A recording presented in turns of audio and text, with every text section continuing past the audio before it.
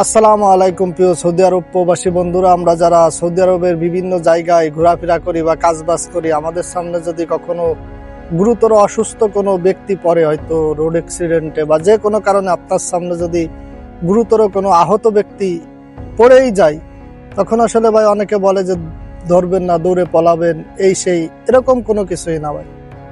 Saudi আরবে যদি আপনার সামনে গুরুতর কোনো আহত ব্যক্তি পড়ে, তখন সর্বপ্রথম আমি এই যে নিচে নাম্বারগুলো দিয়ে দিচ্ছি, এই যে কোনো একটা নাম্বারে আপনি তাৎক্ষণিক যোগাযোগ করুন। আর দ্বিতীয়ত, রুগী যদি সচেতন থাকে, তার কাছে যে তাকে সচেতন রাখার চেষ্টা করুন যাতে সে জ্ঞান হারিয়ে না ফেলে। এবং আপনি যদি প্রাথমিক যে চিকিৎসা এই সম্পর্কে জ্ঞান থাকে, তাকে সেটা দিতে পারেন।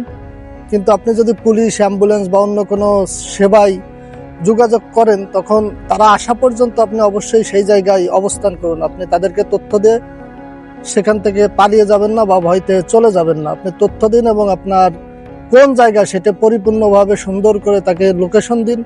তারা যখন আসবে, তাদের দায়িত্ব বুঝে পাওয়ার পরই আপনি সেখান থেকে যাইতে পারেন, এবং এতেই আপনার ধারাই হয়তো কোনো প্রবাসী ভাই বা অন্য কোনো দেশের লোক হইলেও সে হয়তো বেঁচে যেতে পারে।